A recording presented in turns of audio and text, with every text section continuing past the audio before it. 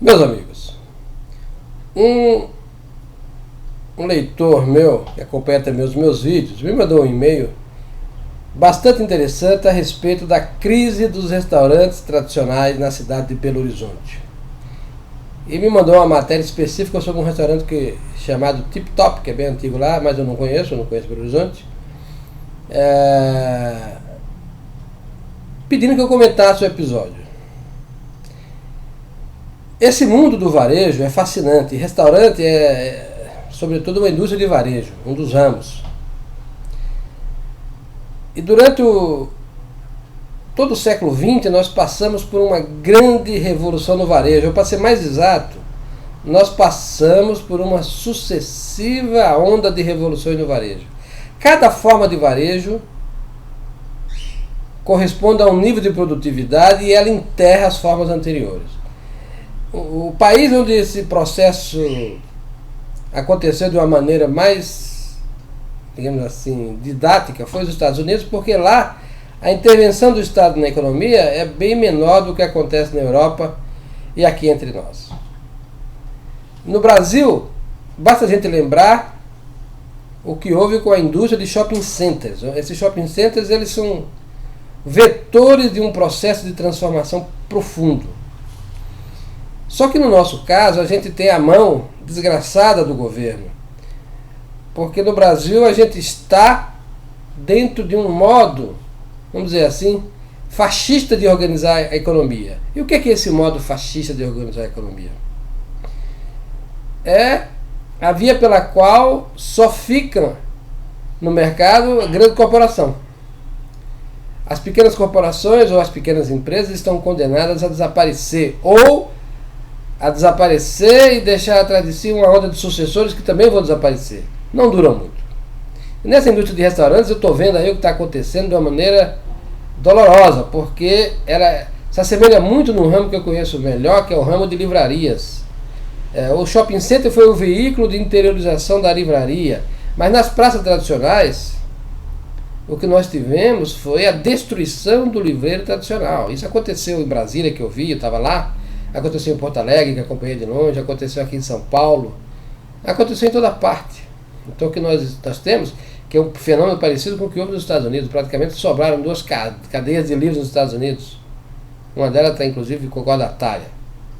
A coisa não é brincadeira. Quem viu aquele filme lá, Mensagem para Você, tem um momento bem-humorado e romântico do que houve na indústria livreira dos Estados Unidos.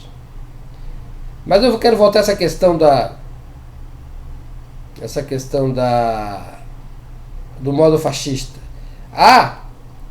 Apesar do discurso oficial, há uma tentativa de destruir a chamada pequena burguesia, para usar a linguagem dos marxistas. A pequena burguesia é o esteio da liberdade e do liberalismo. A pequena empresa, o pequeno empresário é o cara que não se submete ao Estado, é o sujeito que não depende do Estado, é o sujeito que na verdade paga a conta de todo mundo. Então o que nós temos é que esse homem não tem proteção política. E o que nós temos é o Estado ajudando a destruir a pequena empresa. No caso da livraria é um caso típico. As grandes cadeias de livro, por exemplo, a Cultura, por exemplo, a Saraiva, esse pessoal tem acesso à Bolsa de Valores, tem acesso a recursos do BNDES, tem acesso a subsídios, cujo efeito final é destruir a pequena livraria.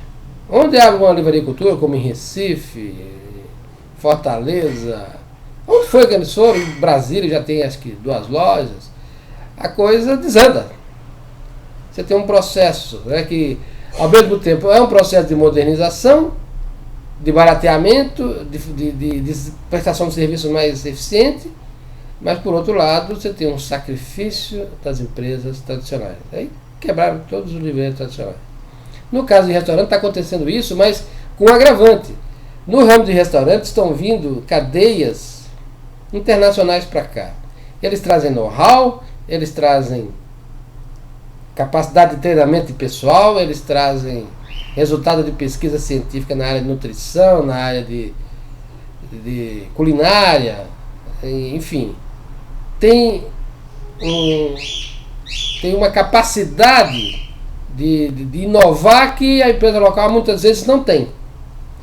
Eu vi agora, tem um restaurante aqui em São Paulo que eu gosto de comer as saladas de lá. Eu estou um tanto gordinho, preciso emagrecer, vou lá de vez em quando. Ela foi comprada por uma cadeia internacional. O Viena, que é do meu amigo lá do Rio de Janeiro, também, que era, né? Foi vendida para essa mesma cadeia que comprou a cadeia de restaurante de saladas. Então a gente está tendo aí também um processo de internacionalização desse varejo de alimentos. Isso ajuda nesse processo de oligopolização e agrava os problemas políticos derivados do processo de oligopolização. Então, meus amigos, o que está acontecendo com o restaurante Tip Top está acontecendo em escala nacional, seja pela força do shopping center, seja pela força do BNDES apoiando as grandes corporações que vão crescendo e vão aumentando o número de suas lojas, seja pela entrada do capital internacional com seu know-how, suas equipes, sua capacidade gerencial e sua capacidade de pesquisa também. Ele me perguntou o que eu vejo de futuro nisso. Eu vejo um futuro sombrio. Restaurantes tradicionais tendem a desaparecer. E aqueles que forem bem-sucedidos e a crescer tendem a serem vendidos para as corporações internacionais. Portanto, a pequena empresa independente tende a desaparecer. No ramo de fast food isso é uma realidade. Praticamente todas as cadeias de fast food são internacionais. Não é? Então a gente está aí diante de um mundo novo, cuja ponta é o varejo, mas o que acontece na indústria não é muito diferente, não. Essa regressão na indústria que nós estamos vendo aí faz parte desse processo de concentração e oligopolização em escala mundial. Então, o que fazer? Enquanto a gente tiver um governo que apoia a oligopolização, que interfere, que, por exemplo, um dos fatores mais importantes para destruir a pequena empresa é o risco jurídico. Um restaurante está sujeito a muitas fiscalizações de Anvisa, de prefeitura, do raio que o parta. Se você não tem um departamento jurídico forte para enfrentar o monstro estatal que chega toda hora enchendo o saco do empresário, acaba sendo devorado pelas multas, acaba sendo destruído pelo Estado. As multas acontecem porque a legislação é incumprível. Se você cumpre a legislação de um lado, você acaba descumprindo do outro, porque elas são antagônicas e contraditórias entre si. Então esse é um admirável mundo novo. Então só grandes corporações é que têm capacidade de ter um departamento jurídico forte o suficiente para fazer frente ao Estado e capaz de ganhar causas da justiça. Um empresário isolado não consegue arcar com os custos, não consegue se defender. Então o remédio é ou vender ou fechar, não tem muita escolha não. Você tem aí todo tipo de limitação, desde limitação jurídica, passando por limitação tecnológica, capacitação de recursos humanos, capacitação gerencial, logística. É uma parafernália de novidades e de imposição dos tempos que acaba por determinar o processo de concentração. Essa é a realidade. E o resultado disso tudo é o fortalecimento do modo fascista de organizar a economia. Você tem o Estado superpoderoso de um lado e as grandes corporações apoiadas pelo Estado do outro. Cabendo às pessoas hoje ou se tornarem funcionárias públicas ou funcionárias dos oligopólios. É isso que está acontecendo. E não há como ter ilusão. Isso aconteceu, está acontecendo e vai se agravar.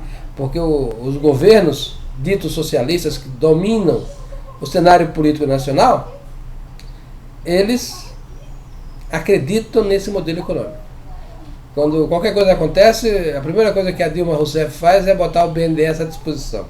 Ou seja, é apoiar um ou dois grupos nacionais em detrimento dos pequenos e médios empresários. Isso está acontecendo.